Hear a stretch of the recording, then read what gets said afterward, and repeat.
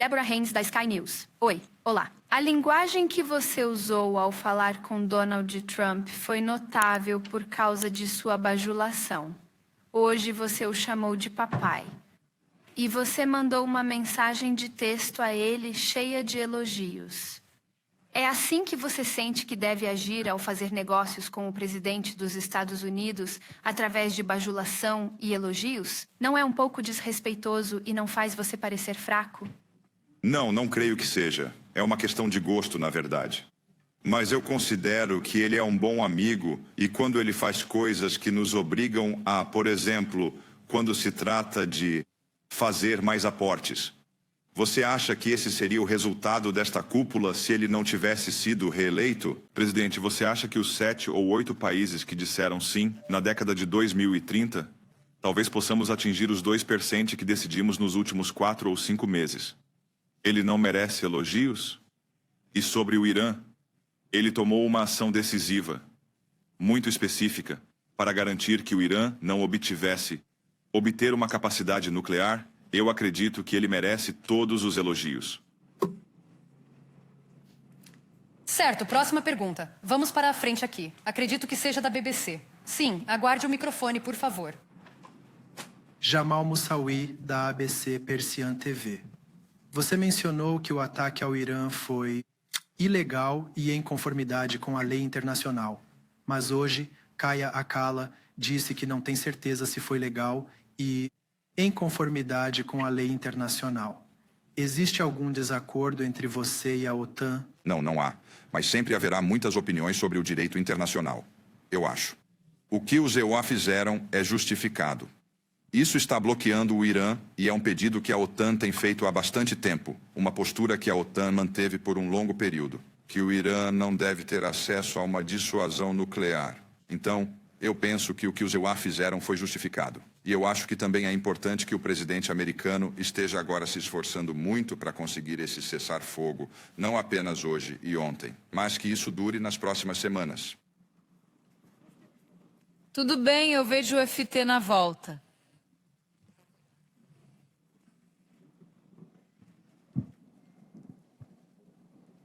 Ela precisa mantê-lo. Henry Foy, do Financial Times. Olá, a palavra é sua. Donald Trump disse que os EUA não vão. Concordo com os 5% que todos devem fazer, mas não ele. É justo em uma aliança de compartilhamento e unidade? E segundo, e se ele voltar no próximo ano e pedir mais de 5%? Obrigado. Sobre os 5%, existem 2 elementos. Um é o gasto de defesa de 3,5%. Os Estados Unidos estão mais ou menos nesse ponto. E quando se trata do gasto relacionado à defesa de 1,5%, podemos assumir com segurança que os Estados Unidos estão fazendo isso. Quando você olha para a enorme capacidade deles em combater crimes cibernéticos, ameaças híbridas e em investimentos em infraestrutura, quando falamos em desenvolver a base industrial de defesa, acho que podemos assumir que os Estados Unidos já estão mais ou menos nesses 5%. Ok, agora vamos para o lado esquerdo novamente. Cerca de metade do caminho de volta. Washington Post. Precisamos de um microfone.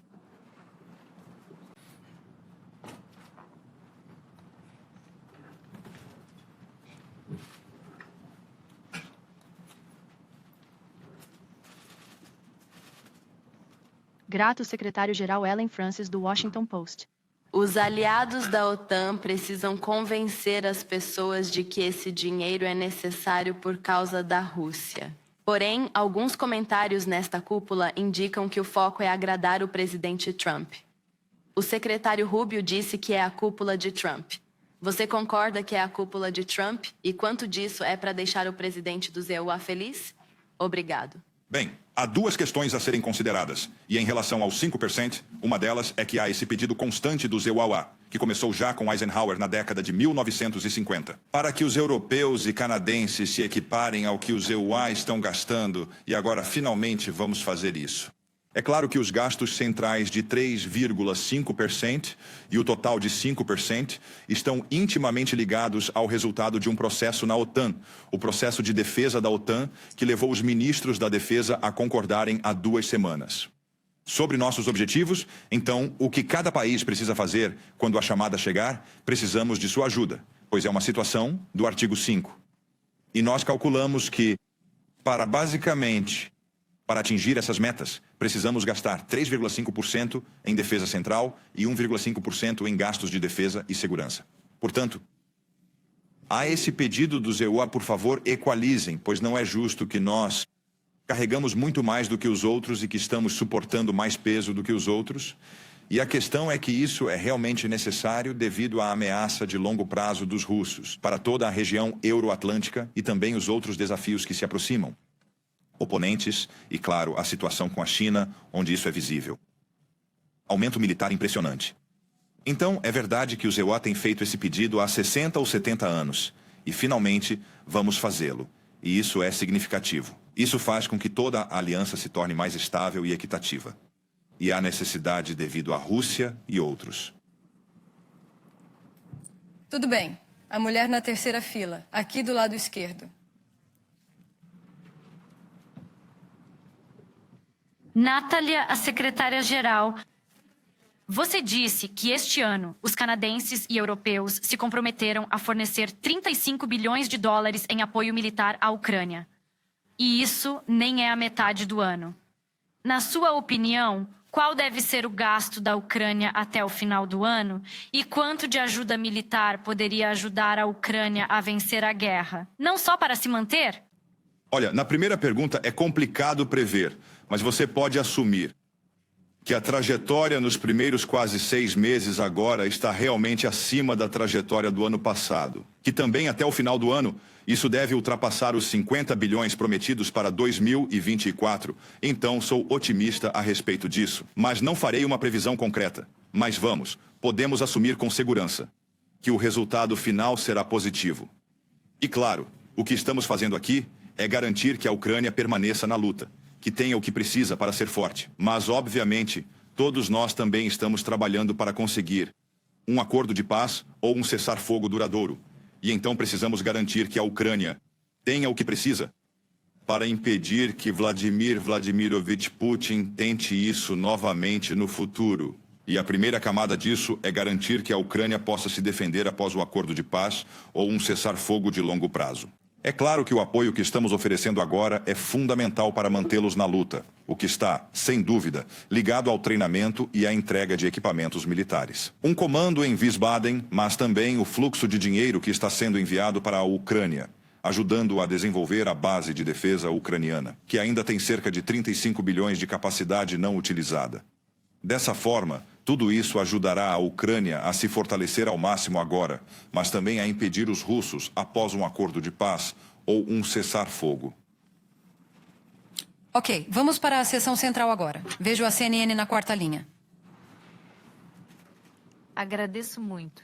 Quero seguir o que você mencionou sobre os ataques no Irã, mas antes, posso perguntar sobre o artigo 5? Você acredita que ele pode ser interpretado de diferentes maneiras? Pois não queremos que nossos oponentes fiquem mais espertos. Irã, senhor, você elogiou os ataques do EUA, acreditando que isso evitará que o Irã tenha armas nucleares. Houve perguntas sobre onde está esse urânio altamente enriquecido e se o Irã o moveu antes dos Estados Unidos atacarem no sábado à noite. Você está preocupado com isso e se isso representa uma ameaça à OTAN? Veja o que se passou no último fim de semana. B-2S americanos. Ninguém no mundo é capaz de fazer isso. Apenas nos Estados Unidos. Você representa 25% da economia mundial. Você é, de longe, a maior potência militar do mundo. Apenas os Estados Unidos são capazes de fazer isso. Assim, os B-2S e os fantásticos pilotos nesses jatos de combate. As bombas utilizadas para entrar profundamente nessas instalações nucleares no Irã, ninguém possui esse tipo de tecnologia. E a história o tornou o líder. A história fez isso. Aqueles que devem tomar uma atitude quando for preciso. E eu acho que o presidente Trump fez aqui foi realizar uma operação cirúrgica muito direcionada para eliminar o máximo possível da capacidade do Irã. Capacidade de ter uma arma nuclear. E eu o apoio por isso. E, obviamente, agora cabe a todos os estudos que estão sendo realizados e todos os detalhes analisarem qual foi exatamente o efeito disso. Mas eu estou muito esperançoso de que isso foi um grande golpe para o Irã. Certo. Temos uma sala muito cheia e tempo limitado. Próxima pergunta para a primeira fila. Um microfone está vindo. Isso é bom, certo? Olá, é Elko Bos van Hostel, Nieuwsuur, TV da Holanda. Você está enfrentando um presidente muito imprevisível ou amigo que tem estado por toda parte. Em toda parte sobre o artigo 5 antes. No seu primeiro mandato, ele ameaçou deixar a OTAN, que ele não parece mais fazer, mas como você tem certeza de que o Trump que você está lidando agora é a mesma versão do Trump com quem você lidará pelo resto do seu mandato? Eu o conheço há quase 10 anos. Ele é um bom amigo, confio nele. Ele estava certo ao afirmar que a Europa e o Canadá não estavam, de fato, fornecendo à OTAN o que deveríamos fornecer e que os Riskernea estavam gastando muito mais em defesa do que os europeus e canadenses. Agora estamos corrigindo isso, estamos igualando. Eu considero que ele é um homem forte, mas também um homem pacífico. Você já viu isso agora com o Irã. O homem forte capaz de comandar seus bombardeiros B-2 para ir ao Irã e eliminar uma capacidade nuclear, mas também o homem de paz que segue. Com a certeza de que Israel e Irã farão um cessar-fogo. E eu acho que isso é o que você quer do presidente americano. Fornecer esse tipo de liderança. E assim eu o considero muito previsível.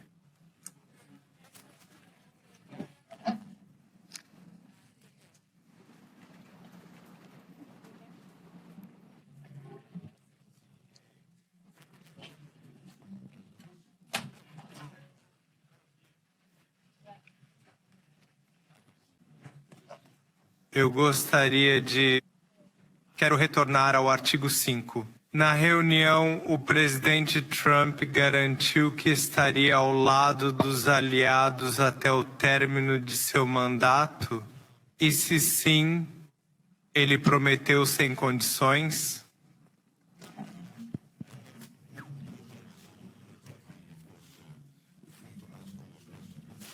Para políticos na Europa e no Canadá, não se preocuparem. Os Estados Unidos estão completamente dedicados à OTAN. Eles estão totalmente comprometidos com o artigo 5.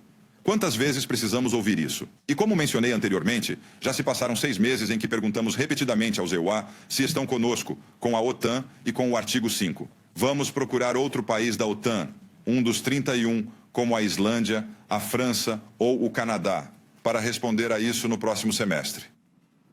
Muito bem, tempo limitado. Muitas e muitas perguntas. A mulher de jaqueta verde aqui na terceira fila. Cat Newman, Channel 4 News. Olá, você disse no comunicado que a Rússia é uma ameaça de longo prazo. Não é Putin uma ameaça imediata? Você alterou a linguagem para conseguir um acordo? Não, claro que não. Com certeza, se você é uma ameaça a longo prazo, também é uma ameaça a curto prazo. Então, ele é uma ameaça agora, e ele é uma ameaça no futuro. Tudo bem, mesma fila. A mulher de camisa branca com óculos.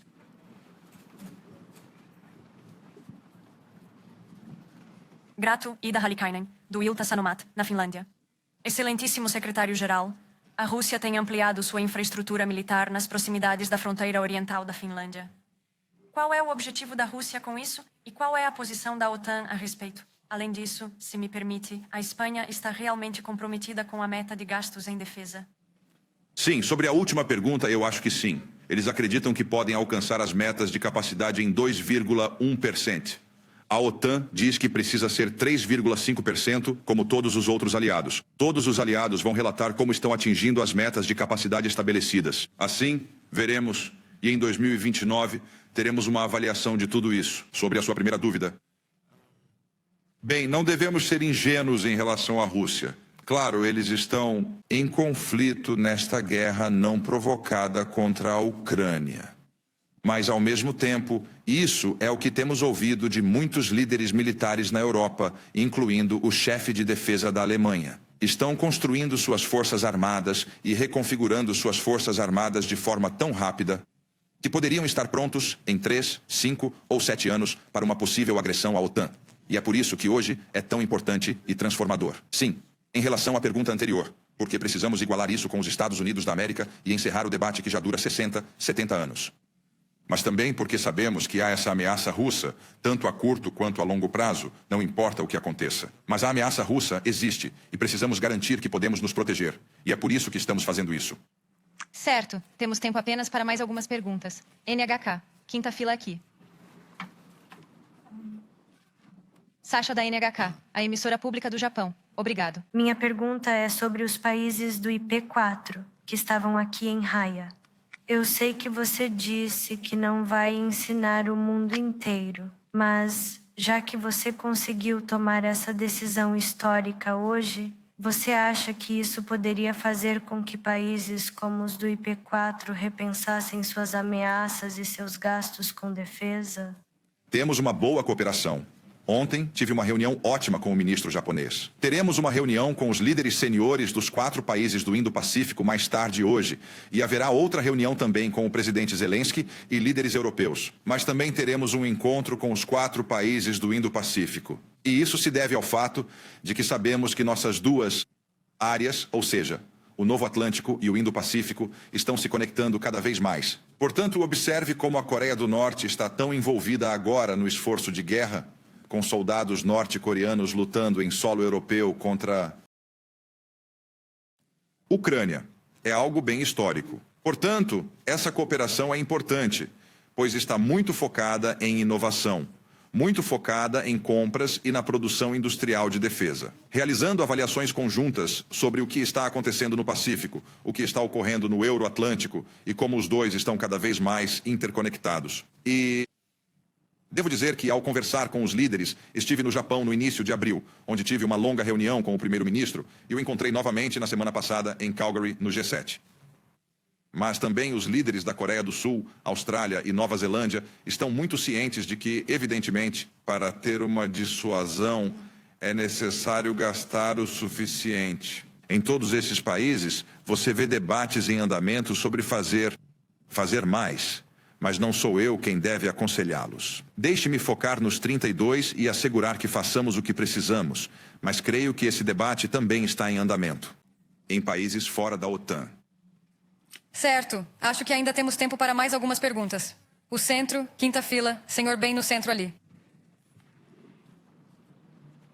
Sim, meu nome é Heikki Aitokoski, sou do jornal finlandês Helsingin Sanomat. Vocês trocaram opiniões sobre Vladimir Putin? O Sr. Trump parece ter uma relação amigável com ele. Seria interessante saber o que vocês conversaram sobre ele. Não mudei minha perspectiva sobre Vladimir Putin. Não confio nele. E, evidentemente, tive muitos negócios com ele pessoalmente quando tivemos uma situação horrível com o voo MH17 da companhia aérea Malaya sendo derrubado no ar pela Rússia em julho de 2014. E Putin me dizendo que não estava presente no Donbass e que não tinha negócios na Ucrânia, e isso, aquilo e outro. E tudo isso era falso. Nós sabemos disso. Beleza. Para a diversidade geográfica, lá atrás, Telegraph. PMCD, Telegraph, Router. Tenho 2 perguntas rápidas para você, aqui atrás. Como você imagina que Vladimir Putin reagirá a esta cúpula da OTAN em Haya e as nomeações entre os 8 aliados da OTAN? A outra pergunta completamente diferente, mas como você acha que é o papel do rei dos Países Baixos, Willem Alexander, a rainha e Amália na organização desta cúpula da OTAN e na sua realização bem-sucedida? Um grande papel. A noite passada foi realmente incrível. E quero dizer, somos holandeses e temos sorte de ter essa família real. Eles têm uma visão que muitos políticos que estão lá por 1 ou 2 mandatos nunca terão. Nunca poderão igualar. Temos um rei na Holanda que está nessa posição há 12 anos. E você percebe isso. Quero dizer, a amplitude, os benefícios que ele menciona, incluindo o presidente do ZEU e outros líderes, é impressionante. Já vi isso antes com a rainha Beatrix. Assim, essa é uma das grandes vantagens de ter uma monarquia. E eu diria bem, para o nosso país, vamos ser felizes. E vamos nos alegrar e ser gratos por essa família estar disposta a fazer isso. Veja o que Putin conseguiu. Ele queria fragmentar o Ocidente. Agora, a Finlândia e a Suécia estão na OTAN. Ele queria dividir o Ocidente. E agora, nos comprometemos com uma meta de gastos de 5%. Ele não está feliz. Ele não está feliz. Na frente, à esquerda. Nunca passe o microfone, para que você possa me ver. Dejan Sejnovic, do jornal Nezavisny da Bósnia-Herzegovina. Obrigado pela oportunidade. Para os Balcãs Ocidentais, é a primeira vez em muito tempo que não é mencionado no comunicado. O que isso significa para nós? Você falou várias vezes sobre a importância da região para a aliança. Por que não foi mencionado? Mas, novamente, este não é o seu comunicado tradicional que você veria na ONU ou na OTAN no passado, onde você teria 60 páginas, 90 parágrafos, basicamente. 90 parágrafos, basicamente. Falando sobre a história do mundo, desde o nascimento de Jesus até agora e tudo o que ocorreu entre esses momentos. Isso é tolo. Estamos focando, portanto, ainda estamos preocupados. A KFOR está presente no Kosovo. A EUFOR está na Bósnia-Herzegovina. Eu estive visitando a região, tive conversas extensas com a liderança. Na Bósnia, no Kosovo, eu. Tive um jantar em Bruxelas com o presidente da Sérvia. Estamos muito envolvidos como OTAN. A UE também está envolvida. Nós coordenamos estreitamente com Caracalas e Ursula von der Leyen na parte europeia. Mas o que realmente queremos fazer aqui não é relembrar toda a linguagem, como o caminho irreversível da Ucrânia na OTAN. Isso ainda está lá, nada mudou. Mas, de fato, queremos nos concentrar em 3 questões principais em 5 parágrafos. E um dos parágrafos é sobre a próxima reunião, ou seja, teremos 4 parágrafos.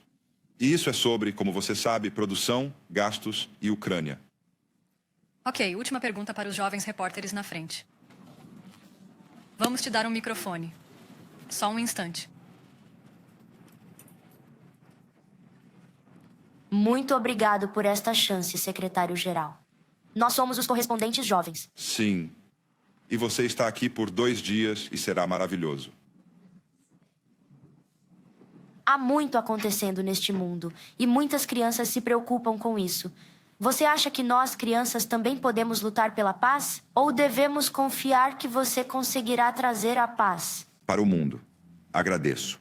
Não sou capaz de trazer paz ao mundo. Mas o que podemos fazer em conjunto é fazer com que estamos prontos e preparados. Somos tão fortes que ninguém se atreverá a nos atacar. Portanto, a melhor forma de garantir seu futuro e o de nossos filhos é em uma sociedade democrática e livre, onde você pode ser quem quiser, pensar livremente e ter uma imprensa livre. O que temos no Ocidente, e sejamos honestos, é algo incrível. É garantir que gastemos o suficiente em nossa defesa, especialmente se sabemos que temos alguns adversários que realmente estão tentando nos atacar. Portanto, essa é a melhor maneira de assegurar seu futuro, e é isso que tentamos fazer hoje, fazer essa promessa. Mas sua presença aqui é realmente tocante, e nos encontramos há 2 dias, nos conhecemos há mais tempo. Agradeço a vocês 2, e através de vocês, a toda a imprensa livre aqui presente. Pelo seu trabalho incrível. Até logo em Bruxelas ou em outro lugar. Tchau. Cuide-se. Obrigado.